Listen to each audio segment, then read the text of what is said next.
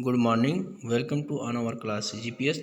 तो बच्चों आज यहाँ पर नया अध्याय देखेंगे। अध्याय नंबर 6 जो है आपको आंकड़ों का प्रस्तुतिकरण कक्षा 11वीं के लिए बच्चों, है ना। तो आंकड़ों का हम प्रस्तुतिकरण करने जा रहे हैं। आप ध्यान देंगे बच्चों, किस प्रकार हम अभी बताएं आपको सारणी के माध्यम से, उसी का आगे बढ़ेंगे इसमें कि किस प्रकार अपन सारणी तैयार करते हैं। चलिए देखते हैं।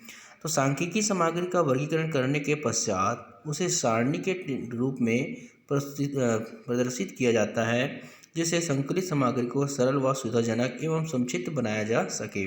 सांख्यिकी में आंकड़ों का उचित प्रस्तुतिकरण बहुत आवश्यक होता है, क्योंकि जब तक हम इसको सही ढंग से उचित ढंग से प्रयोग नहीं करेंगे तब तक हमारा उपयोग नहीं हो पाएगा बच्चों। तो इसके अभाव में प्राप्त होने वाली सूचना अपूर्ण एवं दोषपूर्ण रह जाती है, जिससे सही परिणाम प्राप्त नहीं हो पाती। जैसे दोषपूर्ण मतलब सही जानकारी ना होने के कारण होता है। तो सांख्यिकी अनिवार्यतः कार्स्टन एवं काउडेन के शब्दों में बताया गया, स्पष्ट किया गया है। स्वयं अपने प्रयोग हेतु या अन्य व्यक्तियों द्वारा प्रयोग किए जाने के उद्देश्य से आंकड़ों को उपयुक्त ढंग से प्रस्तुत करना चाहिए। स्वयं कर सकते हो, दूसरा जो दिया गया उसके माध्यम से भी की जा सकती। सामान्यतः आंकड़े सारणी के रूप में क्रमबद्ध किए जाते हैं या बिंदु रेखा रूप में उनका चित्रण किया जाता है। तो आइए देखते हैं बच्चों, यहाँ पर प्रायः आंकड़ों को निम्न 3 ढंगों से प्रस्तुत कर सकते हैं: सारणियों, चित्रों एवं रेखा चित्र के द्वारा, जो आप सब्जेक्ट में करते हैं बच्चों, है ना। अगला देखेंगे सारणियन टेबुलेटेशन। अगला देखेंगे सारणियों का अर्थ बताया गया है यहाँ पर। तो मीनिंग ऑफ टेबुलेशन,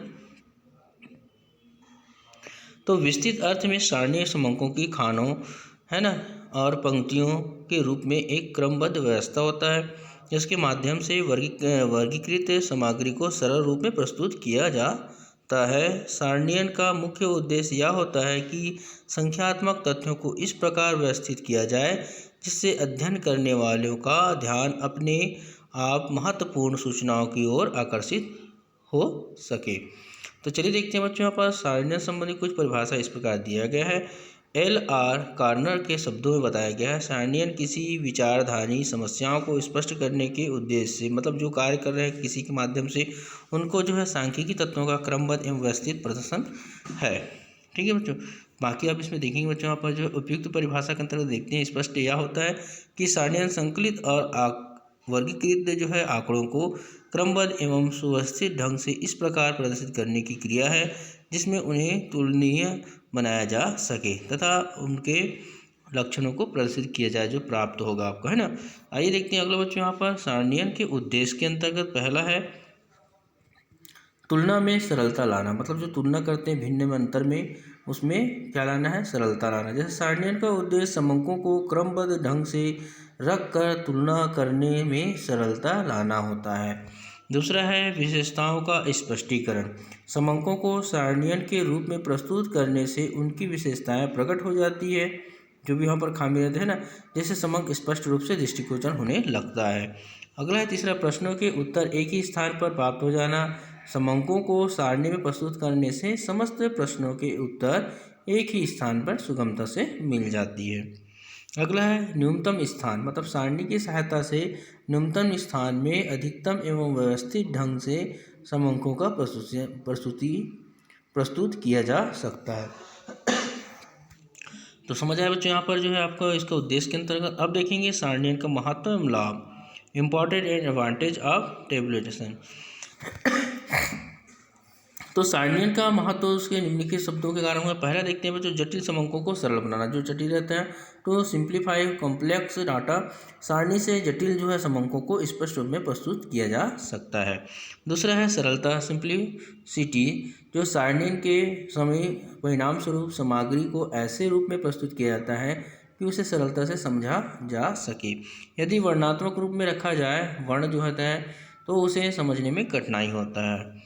ठीक है बच्चों। अगला देखेंगे तुलनात्मक अध्ययन, कंपैरेटिव स्टडी। सारणी के माध्यम से दो या दो से अधिक सांख्यिकी श्रेणियों की तुलना सरलता से की जा सकती है आपस में, है ना। अगला है चौथा है सांख्यिकी विश्लेषण, स्टैटिस्टिकल्स, है ना, एनालिसिस। कि सारणियों की सहायता से सांख्यिकी अध्ययन सरल हो जाता है तथा विभिन्न सांख्यिकी तथ्यों का विश्लेषण पूर्णतः संभव हो जाता है। अगला देखेंगे बच्चों, मितव्ययिता जो है इकोनॉमी बोला जाता है यहाँ पर। तो सरलता से जो होता है यहाँ पर सारणियों से न्यूनतम स्थान पर समकों को प्रस्तुत करने से समय एवं धन की बचत होती है। अगला बच्चों दिया है छठवां है व्यवस्थित प्रस्तुतिकरण, सिस्टेमेटिक जो है प्रेजेंटेशन, जो अपन प्रस्तुति करते हैं प्रेजेंटेशन देने के माध्यम से होता है बच्चों। यहाँ पर है ना सारणी समूहों की स्तंभों एवं पंक्तियों के रूप में एक क्रमबद्ध व्यवस्था है। सारणियों द्वारा वर्गीकृत तथ्यों को सरल रूप में प्रस्तुत किया जा सकता है। अगला है चित्रमय प्रदर्शन, डायग्रामेटिक जो है रिप्रेजेंटेशन। तो सारणी के अंतर्गत व्यक्त की गई सामग्री को बिंदु, रेखा व चित्रों के रूप में सरलता से प्रस्तुत किया जा सकता है। निर्वाचन में सुविधा के फैसिलिटी इन इंटरप्रिटेशन। तो समकों को सारणीबद्ध करने से उनका निर्वाचन करना सुविधाजनक हो जाता है और इन्हें रेखा चित्र द्वारा भी प्रदर्शित किया भी जा सकते हैं।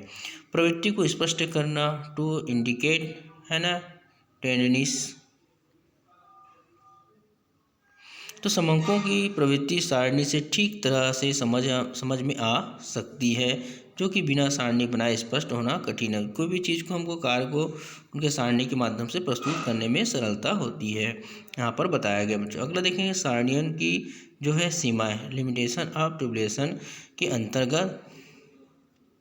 तो देखेंगे सारणियों से जहाँ एक और अनेक लाभ है, वहीं दूसरी ओर इसकी कुछ सीमाएं भी है। यह सीमाएं निम्नलिखित है। पहला, विशिष्ट ज्ञान की आवश्यकता, मतलब कोई भी कोई चीज़ बनाने के लिए उसको ज्ञान की आवश्यकता होना चाहिए, लेकिन इसका सीमा होता है। जैसे सारणी को समझने के लिए विशिष्ट ज्ञान की आवश्यकता होती है, जिसमें समकों से उद्देश्यपूर्ण निष्कर्ष प्राप्त किया जा सके। अगला बच्चों दिए गए यहाँ पर बताया गया है कुछ जो है।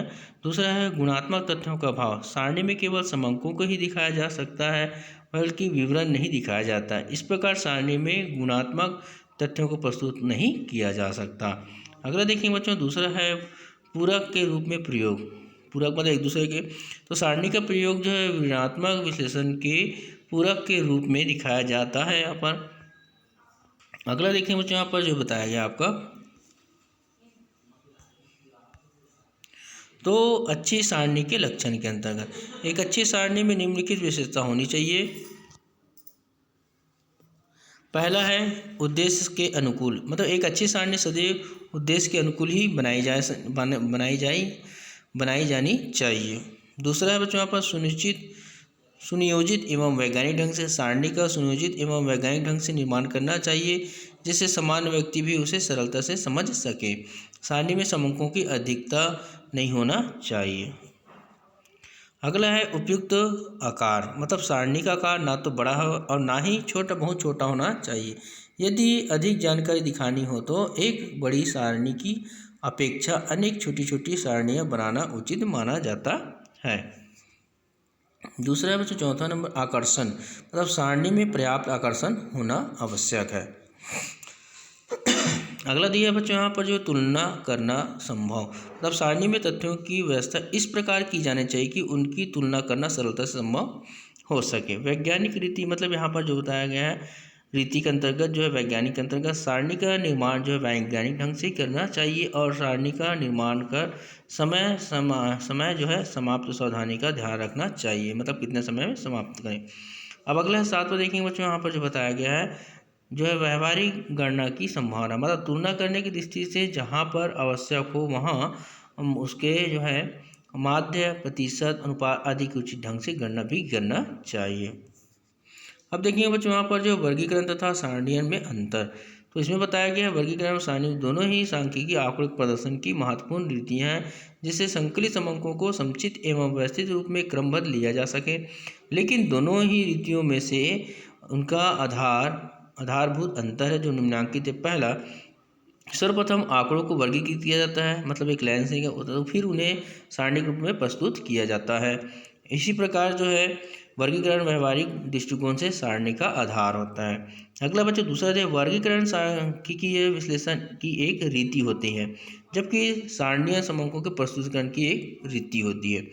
तीसरा है वर्गीकरण में समंकों को वर्गों एवं उपवर्गों बांटा जाता है, जबकि सारणी में स्थायी शीर्षकों के द्वारा उपशीर्षकों में उन्हें प्रस्तुत किया जाता है। चौथा है वर्गीकरण में है ना व्युत्पन्न जो होता है समंकों जैसे प्रतिशत, अनुपात आदि का प्रयोग नहीं होता, जबकि जहाँ पर सारणियन में इनका प्रयोग से तुलना करना सरल हो जाता है। पांचवा है वर्गीकरण में समंकों को उनके समान या असमान गुणों के आधार पर वर्गों में बांटा जाता है, जबकि सारणियन में उनके तत्वों को स्तंभ और पंक्तियों में प्रस्तुत किया जाता है। सारणियन में ठीक है, वर्ग में जो है अनुपात में किया जाता है। इस प्रकार अगला पार्ट में अपन पढ़ेंगे बच्चों, दूसरे भाग में इसका जो है अध्याय 6 में जो है सारणी के मुख्य भाग। ठीक है बच्चों, आज के लिए गुड डे।